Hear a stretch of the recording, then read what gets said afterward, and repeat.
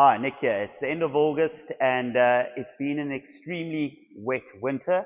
For once, I'm actually really happy to be the winemaker and not the viticulturist because I can actually just sit in front of my heater, spend time with my barrels out here and just shelter myself from the blistering rain coming down on the outside. So we've got some exciting things happening on the farm. As you know, we've been practicing regenerative viticulture for quite a few years now, but we've just brought in another element into our whole cycle, and that's bringing livestock onto the farm. So we have three new members of the Oldenburg family, three Dexter cows, two cows and a small little calf, which have joined the Oldenburg team. And what we'll be doing, we'll be grazing them in the vineyards now during the growing season. And what they're going to be doing is they're going to be controlling our weeds for us. So what's great about grazing animals and putting them in the vineyards is that they, first of all, they eat the weeds. The weeds will then die back. The roots of the weeds will die back. While they're walking around, they're urinating, feces is falling to the ground, and those feces are filled with microbes, which will then go into the soil. They will break down the weeds or the roots of the weeds and create organic matter and humus. As you know, in South Africa, we have some of the oldest soils in the world, and our humus levels in our soils are probably around 0.5%, while Europe and the USA are around 2 to 3%. So we have very, very poor soils. But by bringing this organic matter and increasing our humus levels in the soil, we first of all get more resilient vines, and vines that actually become less susceptible to disease. And what happens is you have a healthier vine, you have better grapes, and at the end, you show the terroir better, and at the end, it reflects into much better quality wines. We've also brought in some pigs. So we've got a little litter of pigs. They're Oldenburg pigs. So these are indigenous pigs from South Africa. In New Zealand, they use a pig called the kune kune, which is a very small pig that can't lift its head. They're not available in South Africa, so we've gone and got some local Oldenburg pigs, which we're going to be using in our vineyards.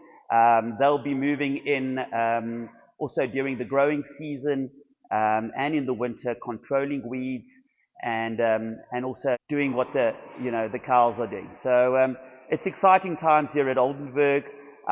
We're working on our soil health, and at the end, it's all about carbon sequestration. It's all about taking the CO2 out of the air, bringing it back into the soil, and in that way bringing down our carbon footprint. So very exciting journey here at Oldenburg, and I can't wait to see what the results are. Hello, Christy here. As you can see in the back, there's some cattle. So we brought in some cattle on the farm. It's part of our regenerative farming practices. So what we're doing, we're going to use the cattle to help us with herbicide control, basically eating the weeds and eating the cover crop. The cover crop can grow again. Basically, to start that microbial life with the animal dung and animal urine also in the vineyards. They just arrived 2 days back, so when they settled in, so they said they're grazing now in our pecan nuts at the moment, but if they settled in, we're going to move them over to the vineyards, and they're going to graze in the vineyards till the vineyard starts to bud. When the vineyards bud, we're going to bring them back to the pecan nut paddock, and then we're going to go onwards with the pigs.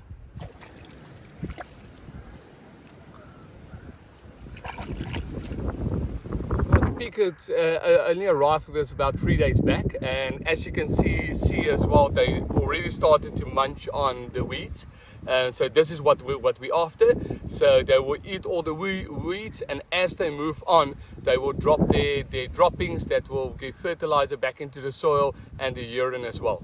Well, Chris has been fighting the elements outside. Myself and Jürgen, my assistant winemaker, and of course Stefan, who you'll know from the tasting room, have been doing a bit of blending upstairs. So what I like to do is about 4 to 5 months before bottling is to actually put the physical blends together. So we put the rhodium blend together, we put the new per se blend together. There's an exciting Grenache, and then of course Stoneaxe, which we've of course snuck a little bit of that beautiful bush vine Grenache into this year again. So by blending a little bit before the time, the wines have got time to harmonize together.